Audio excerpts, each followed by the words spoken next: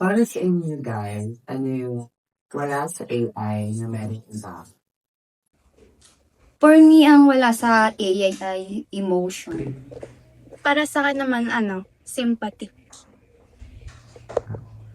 Ang AI wala kasi ang senses, ang tao meron. For me, ang wala sa AI ay konsensya.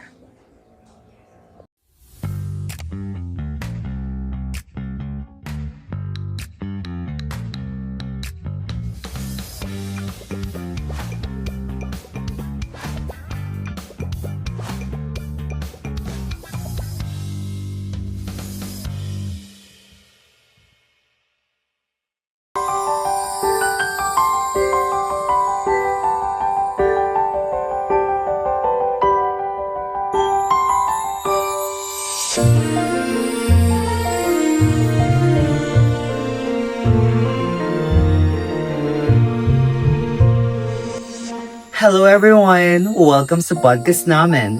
Ako si Joss, ang inyong host for today. So, quick question lang. Papayag ka ba na AI yung mag-decide ng mga important decisions sa buhay mo? Like hiring, diagnosis, or even justice? Kasi ngayon, hindi na siya future thing eh. AI is already everywhere. Sa app, sa school, sa trabaho, even sa security. Siguro napapansin nyo na yung recommendation sa TikTok, Netflix, even Shopee, AI na yan. And habang nagiging mas advanced siya, mas nagiging tricky yung tanong, hanggang saan ba dapat ang limit ng AI? Kasi on one hand, sobrang helpful niya. Faster, more efficient, less human error. But on the other hand, may risk din. Privacy issues, bias, at pagkawala ng human control. And minsan, hindi natin napapansin na unti-unti na pala tayong umaasa dito. So today, pag-uusapan natin kung moral ba talaga ang paggamit ng AI or may boundaries ba siya. Kasama ko ngayon sina Sex Bomb Angie, Sex Bomb Leia,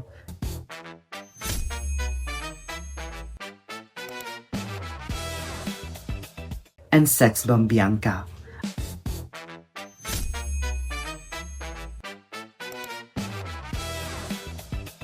At ang pinakahuli, ang kanilang pinakamasarap na leader, ang pinakamahusay sa kanila, sa Sex Bomb Kiara.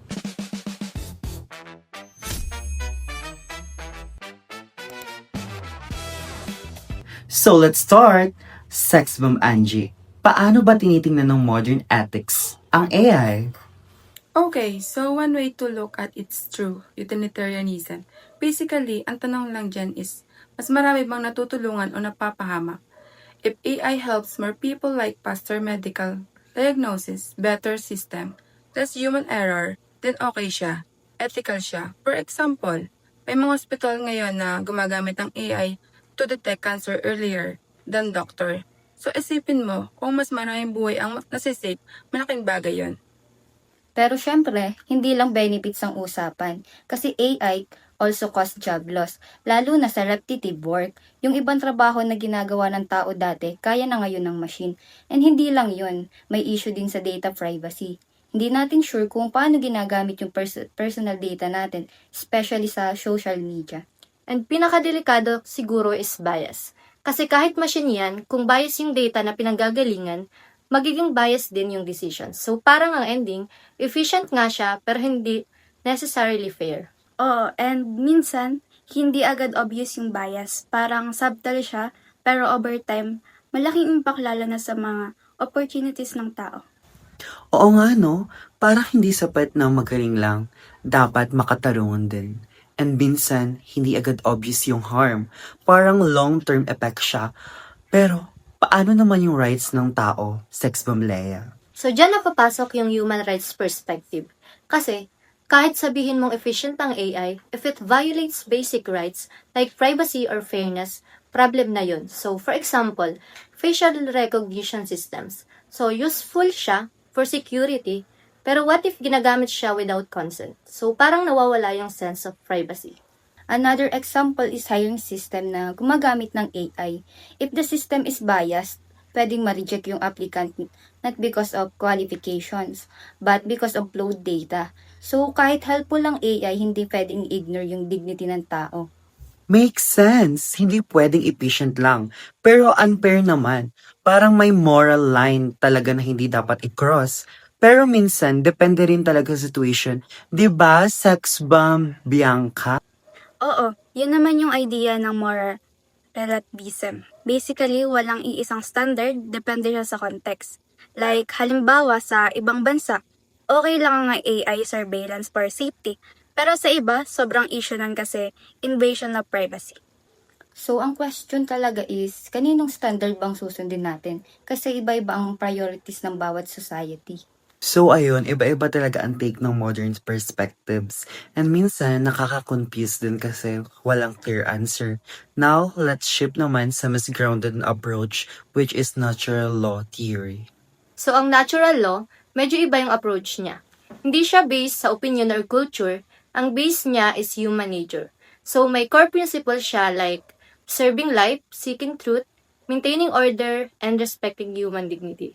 So, instead na tanungin kung useful ba ang AI, ang tanong dito is, nakakatulong ba siya sa tunay na kabutihan ng tao? For example, sa healthcare, AI is clearly beneficial. It's helped doctors improve diagnosis.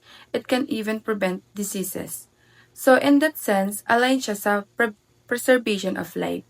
Pero may limits yan. Kasi once AI start replacing human judgment, especially sa serious decision, nagiging problem na siya. Like halimbawa, AI deciding court outcome or military actions. Pero just, parang nawawala ng human accountability. Alam mo, Jazz, importante yon. Kasi sa natural law, ang tao ang may moral responsibility. Hindi pwedeng ipasa lang sa machine ang decisions na may moral weight. And kung masyado tayong umaasa sa AI, pwedeng maapektuhan yung ability natin to think critically. Host Jazz, another issue is truth. If AI used to create fake news, deepfakes, or misinformation clearly against siya sa pursuit of truth. And socially, if AI leads to massive job loss without proper solutions, it can disrupt social order. Hindi lang siya economic issue, moral issue din siya. So overall, hindi naman sinasabi ng natural law na AI is bad. Ang point lang is, AI must always serve human well-being, not replace or harm it. So parang ang pinakang core idea dito is AI should remain a tool, not something that overrides human values. And dapat may limits pa rin kahit gaano ka-advance. If we compare, parehong may point ang modern views at natural law. Sa utilitarianism, mas flexible siya. Pwede mo i-justify ang AI basta may benefits. Pero sa natural law, mas strict. Kahit beneficial, if it violates human dignity, hindi pa rin acceptable. So may tension talaga between efficiency and ethics. Oo nga, parang ang tanong lagi is, just because we can doesn't mean we should. And siguro yung pinaka-challenge ngayong society natin. So, at the end of the day, AI is not just about technology. It's about responsibility. Hindi sapat na effective siya. Dapat ethical din siya. Natural law reminds us na hindi pwedeng i-compromise ang dignity, life, at truth. And as users and future professionals, may role tayo sa kung paano gagamitin ng AI. Hindi lang tayo consumers, part tayo ng decision making in the future. So, importante rin na maging aware tayo, not just sa benefits, kundi pati sa risk at consequence ng paggamit ng AI. So siguro, ang pinaka-importanting takeaways is this. AI will continue to evolve, but the question is, will our ethics evolve with it?